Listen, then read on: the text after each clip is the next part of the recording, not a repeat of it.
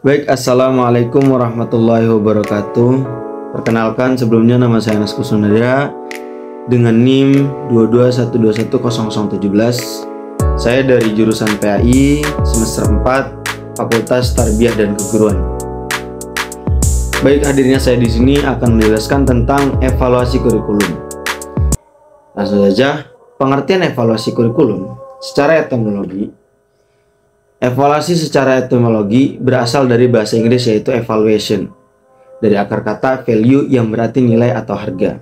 Nilai dalam bahasa Arab disebut al-qimah ataupun takdir, at-takdir yang bermakna penilaian ataupun evaluasi. Sedangkan secara harfiah, evaluasi pendidikan dalam bahasa Arab sering disebut dengan at-takdir tarbiyah, atau dipisah secara terpisahnya at-takdir at-tarbiyah yang diartikan sebagai penilaian dalam bidang pendidikan atau penilaian mengenai hal yang berkaitan dengan kegiatan pendidikan. Beberapa para ahli berpendapat bahwa yang dimaksud evaluasi itu banyak. Yang pertama ada dari Hamid Hasan yang mengartikan bahwasanya evaluasi itu sebagai usaha sistematis mengumpulkan informasi mengenai suatu kurikulum untuk digunakan sebagai pertimbangan mengenai nilai dan arti dari kurikulum dalam suatu konteks tertentu. Itu menurut Hamid Hasan. Yang kedua, ada menurut Taylor yang menyatakan bahwa evaluasi adalah sebuah proses untuk mengetahui apakah tujuan pendidikan sudah tercapai atau terrealisasikan. Yang ketiga itu ada menurut Ari Kunto. Ari Kunto ini berpendapat bahwasanya evaluasi itu adalah sebuah proses pengambilan keputusan terhadap suatu ataupun terhadap sesuatu dengan ukuran baik buruk sehingga dapat dikatakan bersifat kualitatif. Ari Kunto juga menambahkan bahwa evaluasi merupakan sebuah proses pengumpulan data untuk menentukan sejauh mana, dalam hal apa, dan bagian mana tujuan pendidikan sudah tercapai, yang kemudian dipakai tolak ukur dalam pengambilan keputusan. Berdasarkan pengertian yang sudah saya jelaskan tadi di atas dari masing-masing para ahli, itu bisa disimpulkan bahwa evaluasi adalah penerapan prosedur ilmiah yang sistematis untuk menilai rancangan, implementasi, dan efektivitas suatu program. Evaluasi adalah suatu tindakan atau suatu proses untuk menentukan nilai dari sesuatu. Dalam pengertian yang lebih luas, seperti yang disebutkan dalam Undang-Undang Sisdiknas nomor 20 tahun 2003 bahwa kurikulum adalah seperangkat rencana dan pengaturan mengenai tujuan, isi, dan bahan pelajaran serta cara yang digunakan sebagai pedoman penyelenggaraan kegiatan pembelajaran untuk mencapai tujuan tertentu. Menurut Hilda Taba, kurikulum adalah rencana pembelajaran yang berkaitan dengan proses dan pengembangan individu anak didik. Kurikulum juga merupakan seperangkat rencana yang menjadi pedoman dan pegangan dalam proses pembelajaran. Dengan demikian, pengertian evaluasi kurikulum adalah penerapan prosedur ilmiah untuk mengumpulkan data yang valid dan reliable untuk membuat keputusan tentang kurikulum yang sedang berjalan atau telah dijalankan. Atau evaluasi kurikulum adalah suatu tindakan pengendalian, penjaminan, dan penetapan mutu kurikulum berdasarkan pertimbangan dan kriteria tertentu sebagai bentuk akuntabilitas pengembang kurikulum dalam rangka menentukan keefektifan kurikulum. Mungkin sekilas mengenai pengertian evaluasi kurikulum. Nah, selanjutnya yang saya akan jelaskan ini adalah fungsi evaluasi kurikulum tersendiri. Apa sih fungsi dari evaluasi kurikulum itu? Fungsi evaluasi kurikulum ini telah banyak disebutkan oleh ahli-ahli terkemuka seperti Taylor, Cornbach, dan Scriven. Ketiga ahli tersebut ini secara berurutan memberikan pandangan mereka mengenai fungsi dari evaluasi kurikulum. Fungsi evaluasi kurikulum yang pertama dikemukakan oleh Taylor tahun 1949.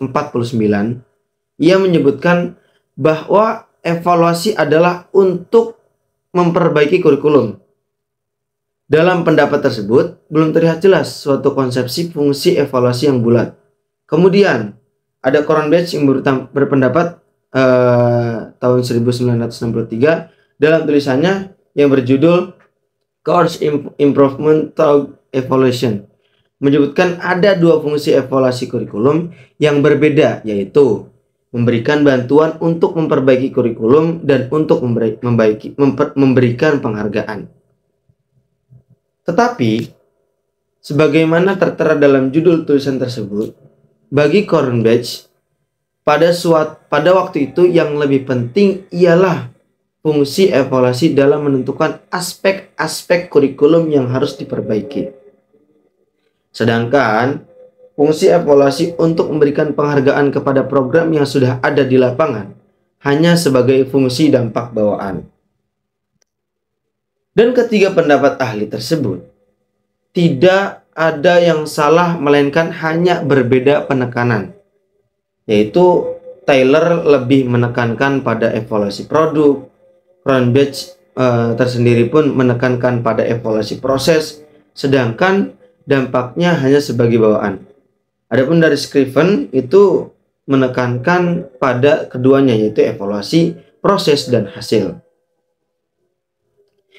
Nah, itulah yang hanya bisa saya sebutkan tentang fungsi-fungsi evaluasi kurikulum. Nah, adapun model-model evaluasi itu bisa saya sebutkan. Yang pertama, ada model diskrepansi. Baik, mungkin itu yang bisa saya sebutkan tentang fungsi evaluasi kurikulum tersendiri. Di dalam evaluasi kurikulum juga terdapat model-model evaluasi kurikulum. Pada setiap model melekat asumsi dasar pembuat model itu tentang pendidikan dan kurikulum. Melekat juga pada tiap model evaluasi itu jenis data yang dikumpulkan, teknik analisis data, refleksi orientasi kurikulum, dan evaluasi. Yang pertama, model evaluasi itu ada yang namanya model diskrepansi Provast. Kata diskrepansi ini berarti kesenjangan. Diskrepansi evaluation ini model yang dikembangkan oleh Malcolm Provust, yaitu pada tahun 1971.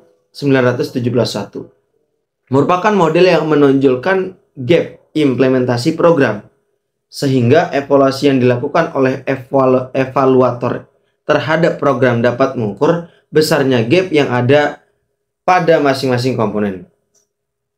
Evaluasi model diskrepansi ini sebagai proses untuk menyetujui standar program, menentukan apakah terdapat perbedaan antara beberapa aspek menyetujui beberapa aspek program dan standarnya.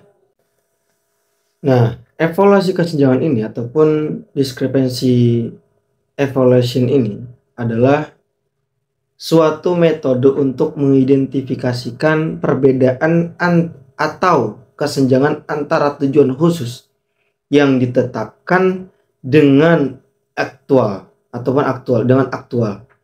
Evaluasi model kesenjangan ataupun diskrepansi model adalah untuk mengetahui tingkat keselarasan antara baku atau standar atau kriteria yang sudah ditetapkan dalam program dengan kinerja performan atau hasil pelaksanaan program semestinya dari program tersebut. Karakteristik evaluasi model diskrepansi ini yaitu proses untuk satu, menyetujui standar yang digunakan untuk tujuan. Yang kedua, menentukan apakah ada perbedaan antara kinerja dari beberapa aspek program dan standar yang ditetapkan untuk kinerja. Dan yang ketiga, menggunakan informasi tentang perbedaan untuk memutuskan apakah akan memperbaiki, mempertahankan, atau menghentikan program sesuatu atau untuk menghentikan program atau beberapa aspeknya. Tujuan evaluasi kesenjangan ini adalah untuk menentukan apakah akan memperbaiki, mempertahankan, atau menghentikan sebuah program. Jadi, dengan demikian dapat disimpulkan bahwasanya evaluasi model diskrepansi ini adalah evaluasi yang bertujuan untuk mengetahui tingkat kesenjangan dari standar yang ditetapkan dengan penerapan pelaksanaan program tersebut. Selanjutnya, informasi yang didapatkan digunakan untuk pengambilan keputusan yang meliputi mempertahankan, memperbaiki, atau menghentikan program tersebut. Nah, ada juga yang kedua itu model evaluasi kurikulum ini. Yang kedua yaitu model kontingensi, yaitu Steck pada tahun 1967 mengajukan model kontingensi ataupun congruence sebagai penyiapan kerangka kerja ataupun framework bagi pengembangan rancangan evaluasi. Perhatian utamanya ialah tujuan evaluasi dan keputusan berikutnya tentang hakikat data yang terkumpul. Steck melihat ada diskrepansi antara harapan evaluator dan harapan guru. Berdasarkan itu, model ini didesain untuk mengumpulkan semua data yang relevan dan diberikan kepada yang mengumpulkan data untuk evaluasi. Model yang ketiga itu adalah model CIP ataupun evaluasi konteks, input, proses, dan produk ataupun produk. Pertama kali ditawarkan oleh Staffelbeam. Kemudian Staffelbeam ini mengembangkan model evaluasi CIP pada tahun 1966. Staffelbeam yang dikutip oleh Wirawan menyatakan model evaluasi CIP merupakan kerangka yang komprehensif untuk mengarahkan pelaksanaan evaluasi formatif dan evaluasi sumatif terhadap objek program, proyek, personalia, produk, institusi, dan sistem. Staffelbeam dalam bukunya yaitu Education Evaluation and Decision Making yang dikutip Daryanto menggolongkan sistem pendidikan atas 4 ruang lingkup, yaitu konteks, input, proses, and product, atau disebut juga dengan model CIP. Adapun jenisnya dijelaskan oleh Staffelbeam sebagai lebih terinci masing-masingnya. Evaluasi konteks itu apa, input itu apa, proses itu apa, produk itu apa. Ini dijelaskan oleh Staffelbeam sendiri. Apa sih? Yang pertama yaitu ada evaluasi konteks. Evaluasi ini menurut Staffelbeam mengidentifikasikan dan menilai kebutuhan-kebutuhan yang mendasari disusunnya suatu program. Evaluasi konteks ini lebih utamanya mengarah kepada identifikasi kekuatan dan kelemahan organisasi dan pada pemberian masukan untuk memperbaiki organisasi. Yang kedua itu ada evaluasi input. Evaluasi ini mengidentifikasikan problem, aset, dan peluang dan membantu para pengambil keputusan mendefinisikan tujuan, prioritas, dan membentuk kelompok-kelompok pemakai untuk lebih luas menilai tujuan, prioritas, dan manfaat dari program, menilai pendekatan alternatif, rencana tindakan, rencana staf, dan anggaran untuk fasilitas dan potensi untuk memenuhi kebutuhan dan tujuan yang ditargetkan. Yang ketiga itu adalah evaluasi proses. Evaluasi ini menurut Staffelbeam berupaya mengakses pelaksanaan dari rencana untuk membentuk staf program dan menginterpretasikan manfaat, dan juga evaluasi proses dapat meninjau kembali rencana organisasi dan evaluasi terdahulu. untuk mengidentifikasikan aspek-aspek penting dari organisasi yang harus dimonitor. Di sini yang mesti diingat adalah bahwa evaluasi proses terutama bertujuan untuk memastikan prosesnya. Penyimpangan-penyimpangan dari rencana semula dijelaskan.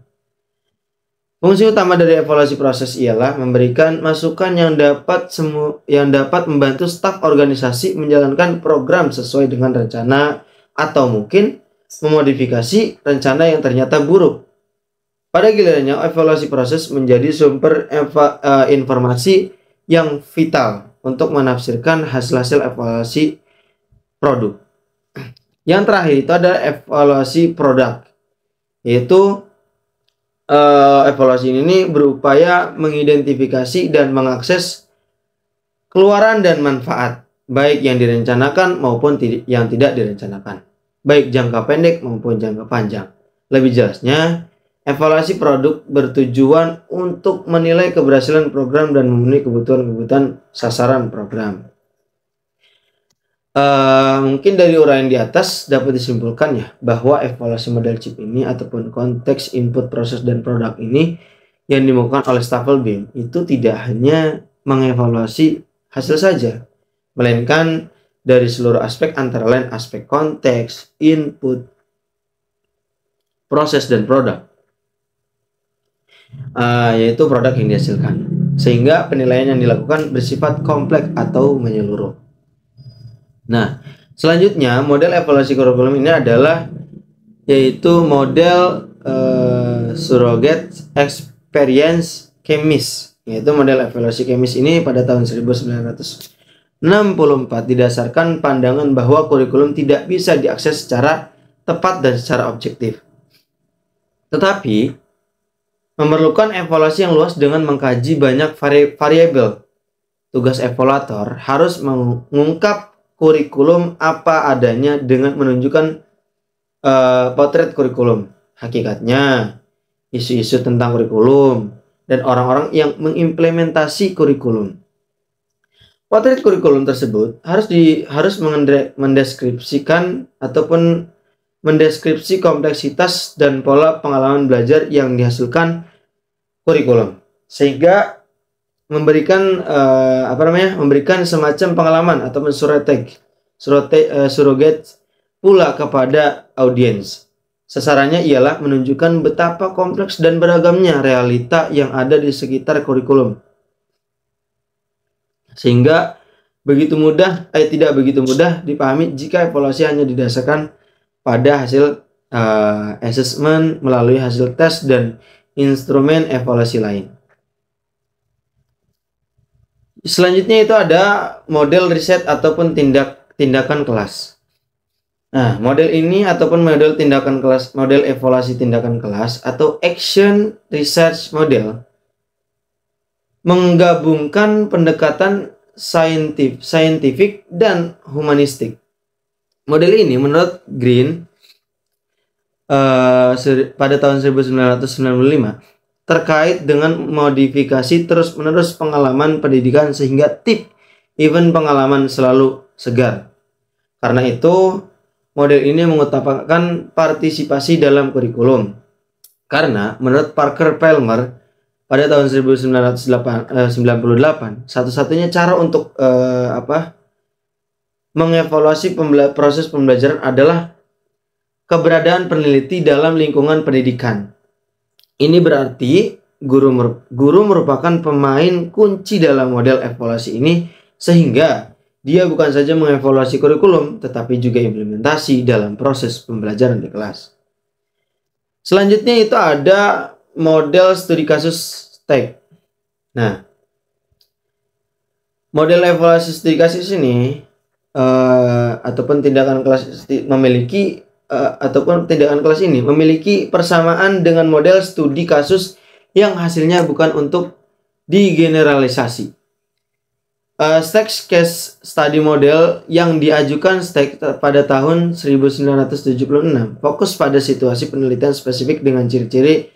Yang pertama, deskripsi beberapa variabel yang tidak selalu bisa diisolasi. Yang kedua, data berasal dari hasil observasi personal. Yang ketiga, ciri-cirinya itu komparasi yang mungkin implisit daripada eksplisit. Yang keempat, pentingnya pemahaman tentang kasus studi itu sendiri daripada membentuk hipotesis. Yang kelima itu generalisasi sebagai hasil pengalaman evaluator itu sendiri yang berasal dari pengetahuannya tentang hal terkait apa, mengapa, dan bagaimana semua yang dialami peneliti selama proses penelitian berlangsung. Dan yang keenam, adapun yang terakhir itu adalah gaya laporan penelitian bernada informal. Nah, mungkin itu saja yang bisa saya sebutkan tentang model-model evaluasi kurikulum. Dan mungkin ini juga yang bisa saya sebutkan ataupun yang saya bisa jelaskan tentang evaluasi kurikulum, model-modelnya ataupun fungsinya. Mungkin sampai sini saja. Jika ada pengertian yang belum bisa dimengerti, saya minta maaf sebesar-besarnya, karena setiap kesalahan itu pasti pure datang dari saya. Adapun kebenaran itu pasti datangnya dari Allah Subhanahu wa taala. Unzur maqala wala tanzur maqila. Lihatlah apa yang diucapkan, tapi jangan lihat siapa yang mengucapkan. Semoga apa yang sudah saya implementasikan, yang sudah saya jelaskan, yang sudah saya paparkan ini bisa bermanfaat untuk kalian. Saya Anas Gusnada, pamit undur diri. Wabillahi taufiq wal hidayah. Assalamualaikum warahmatullahi wabarakatuh.